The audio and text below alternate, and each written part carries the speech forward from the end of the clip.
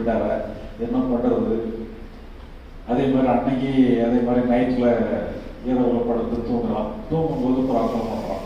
சரி, வீடு வந்தாச்சு, ஒரு கார் இருந்தால் நல்லா இருக்கும் இல்லையா, ஒரு பிராண்ட் நியூ கார் வேணும்னு சொல்லி பிரார்த்தனை பண்ணிட்டு படுத்து தூங்குறான். அதே மாதிரி காலை எழுப்பி பார்த்தோன்னா போர்ட்டிகோவில் பிராண்ட் நியூ கார் வந்துட்டு இருக்கு. உடனே இவன் அறியாமலே பக்கத்தில் எட்டி பார்க்கான், அங்கே 2 கார் இருக்கு. அவன் வேற ஒரே கூச்சல் போடுறான், எனக்கு இறைவன் வாரி வாரி வளர்க்குறான்னு சொல்லி அவன் வேற கூச்சல் போட்டுக்கிட்டே இருக்கான். இவனுக்கு ஒன்றும் ஓடலை. என்னடா, நாமும் கஷ்டப்படுறது, நாமும் பலன் அனுப்பிக்கிறது பக்கத்து வீட்டுக்காரமா, அவன் ஒன்றும் பண்ணலை, நாம தான் எல்லாம் பண்ணுவோம், ஆனால் பலன் மட்டும் அவனுக்கு போய் சேர்ந்துட்டுறான்னு சொல்லி அவனுக்கு பொறுக்கலை. இன்னும் ஒரே ஒரு வாரம் தான் பாக்கி இருக்கு, என்ன பண்ணுறதுன்னு யோசிச்சு மண்டையை உடைச்சி கடைசியில் ஒரு வாரத்தை கேட்கலாம், எனக்கு ஒரு கண்ணு குருடா போயிடணும். ஏன்னா இவனுக்கு ஒரு கண்ணு போச்சுன்னா அவனுக்கு 2 கண்ணு போகும்.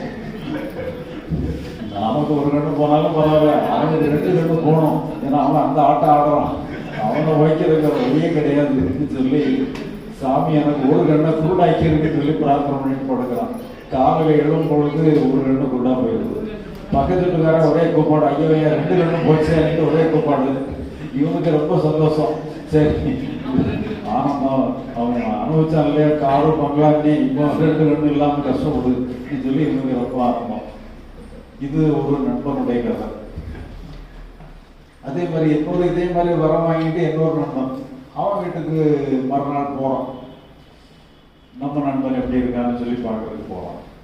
போனோம்னு சொன்னால் அவன் வீடும் வந்து குடிசை வீடு தான். அவன் வீடும் பெரிய மாளிகையாக இருக்கு.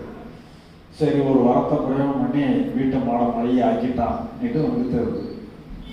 சரி, அவனுடைய பக்கத்து வீட்டை எட்டி பார்க்குறான். பக்கத்து வீட்டுக்காரன் வீடு எப்படி இருக்குன்னு பார்த்தா அவன் வீடு இவன் வீட்டோட பாதியாக தான் இருக்கு. இன்னொன்றும் ஓடலை. என்னடா, நாம வரத்தை பிரயோகம் பண்ணாங்கன்னா பக்கத்து வீட்டுக்காரன் வீடு 2 மடங்காக போயிடுது. நான் நண்பன் பிரயோகம் பண்ணாங்கன்னா இவன் வீடு தான் 2 மடங்கு பெருசாக இருக்குது, பக்கத்து வீட்டுக்காரன் வீடு பாதியாக தானே இருக்குது, என்ன பண்ணாலும் தெரியலையேன்னு சொல்லி இவனுக்கு ஒன்றும் ஓடலை. அப்போ கேட்குறான் நண்பன்கிட்ட, என்னப்பா நீ வரத்தை எதுவும் பிரயோகம் பண்ணி வீட்டை பெருசாக ஆக்கினியான்னு சொல்லி கேட்குறான். ஆமாம், என்ன பண்ணதான்னு கேட்குறான். இப்படி நம்ம வந்த அன்னைக்கு ஒரே மழையாக இருக்கு இல்லையா, நம்ம பக்கத்து வீட்டுக்காரன் ஓடி வந்தான், ஒரு மழையாக இருக்குது, கூரை மேய்கிறதுக்கு கொஞ்சம் ஒரு 500 ரூபா கடன் கொடுன்னு சொல்லி கேட்குறது வருவான். அப்போ நான் சரி நாளைக்கு தானேன்னு சொல்லிட்டு நான் அவனுக்காக ஒரு பிரார்த்தனை பண்ணேன். அவன் வீட்டை வந்து ஒரு மாளிகை ஆக்கிடணும்னு சொல்லி பிரார்த்தனை பண்ணிட்டு போனேன். அதே மாதிரி அந்த பிரார்த்தனையுடைய பலன் அவனுடைய வீடு மாளிகை ஆகிட்டு.